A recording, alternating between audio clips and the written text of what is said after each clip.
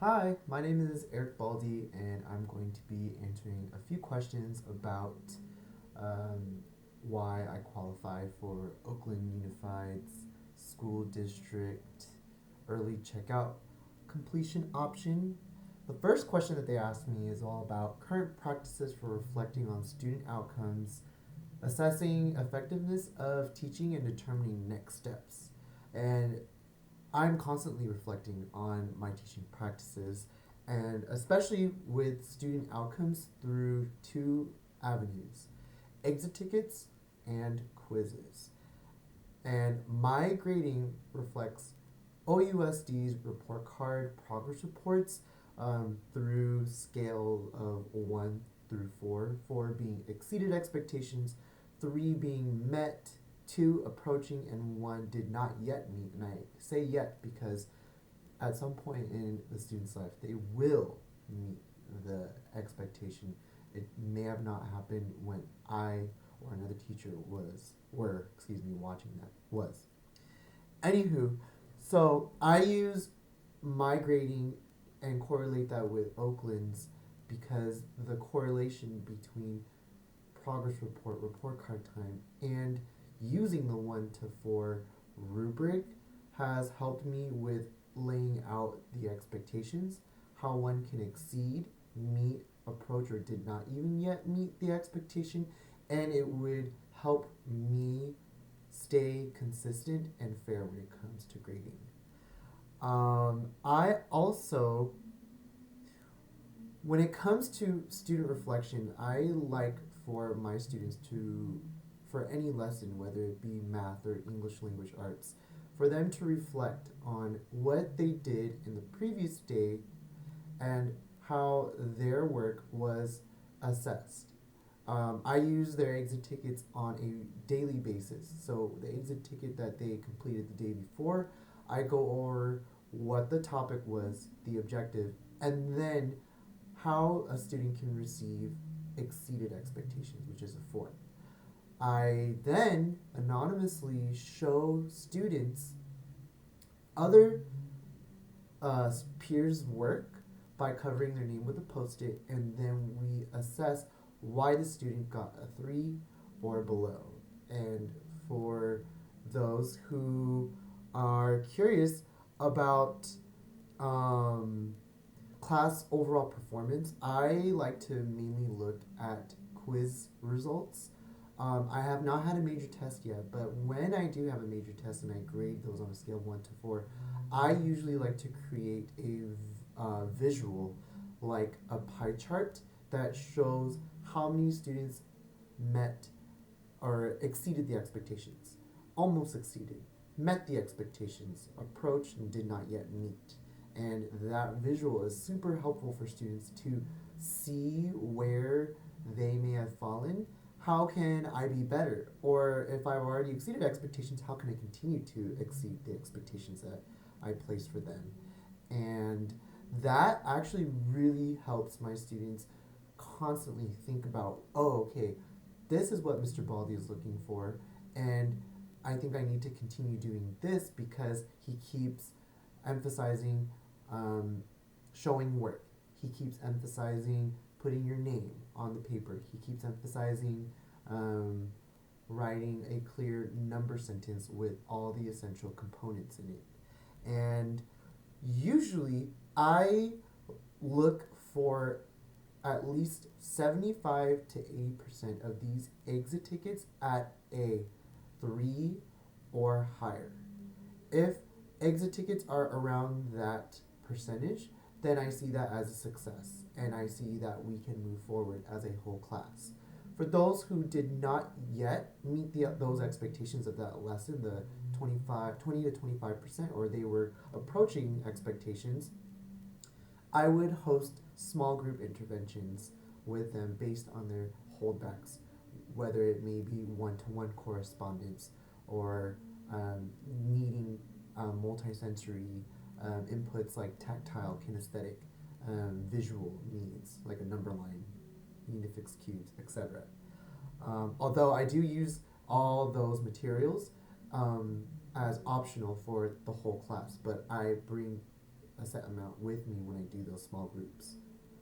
Additionally, I also send home not exit ticket, excuse me, quiz data and major test data to the parents of these students so that the parents are also in the know of what pie charts their students are viewing and where their student landed on. That is usually how I determine the next steps. If the whole class, let's say the exit ticket or quiz test percentage was below 75%, then that's when I would reevaluate my teaching practice and say, okay, where could have done better? Should I have done direct modeling? Should I have stopped the lesson and then check back, do a whole class reset with what the expectations were? And usually I would reteach if the exit ticket percentage was less than 75% if I had not said that already. That is on student outcomes, assessing effectiveness of teaching and determining next steps. Exit tickets and quizzes are my best friends. And that is how I am able to determine whether I can move on to the lesson or reteach the lesson. As for number 2, setting professional goals and seeking utilizing resources or feedback to continue and strive towards goals. I set my professional goals via SMART goals, eSMART goals, and I am in constant communication with my co-teacher / mentor, Ava Geltmeyer. She's been super helpful throughout my time here at Chabot. I'm entering my second year here, and I've been working very closely, as planning lessons with her, to reflecting on what has been going on in my classroom and how I can be a better teacher. I also attend optional PD sessions. This past summer, right when the 22-23 school year ended, I entered a MTSS, multi-tiered support system, and universal design learning (UDL) session that highlighted how to create these tiered systems for students, for not only behavioral management but for learning scaffolding basically.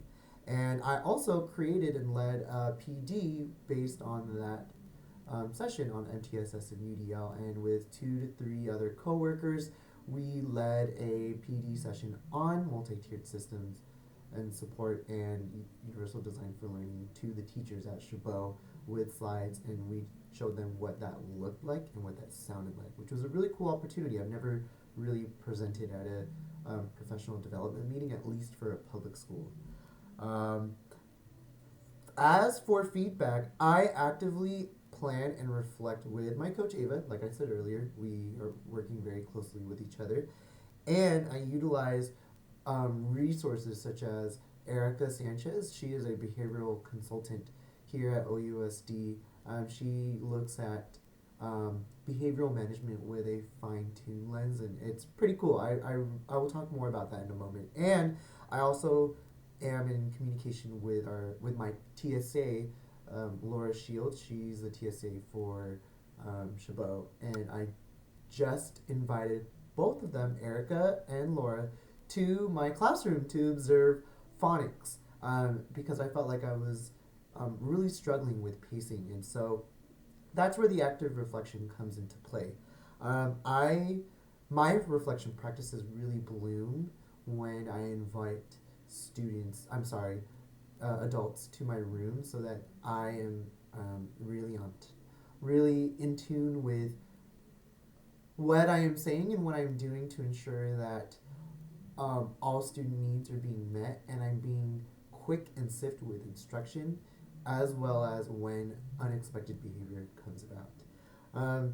With Erica, I was really curious about how my behavioral management was. Yes, I may be in my 4th year of teaching, but I also know, there may be some kinks and aspects that could improve in my own teaching practices. So she has been really helpful in ensuring, that my behavioral management strategies as a whole class versus small groups versus individualized behavioral incentive systems work.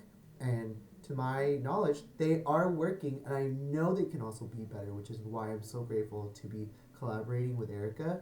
As for Laura, the TSA, I was curious about my pacing with phonics. SIPS is the program that we use, and I wanted to ensure that I'm hitting all of the criteria from phonemic awareness to blending letter sounds, reading fluency, the practice, comprehension, guided spelling, and then finally getting into small groups. And Laura has been really helpful as just being the extra third eye, making sure that yes, I'm starting this part of my lesson at this time.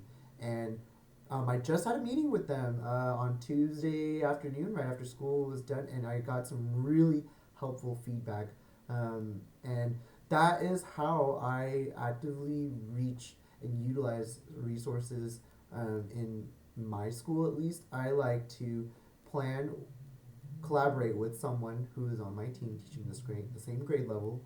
I like to invite adults into my classroom to, so that they can see the magic that happens and the learning that ensues, and making sure that my multi-tiered systems of support and systems works on a behavioral and academic level. And what better way to do that than letting someone come and see what happens. And I'm always open to the constructive criticism and praises that come my way, although I don't expect it. It just naturally comes about because I am in it, I see it, I notice it, and I want to address it. Not only do I want to address it, but I want to proactively plan for how can I be better the next day. I had all these great things happen today, but what can I do better tomorrow to ensure that I and my students are consistent with what needs to be done. That was a mouthful, but I hope you enjoyed listening to that, and I hope you consider me for this program. Thank you, and see you later.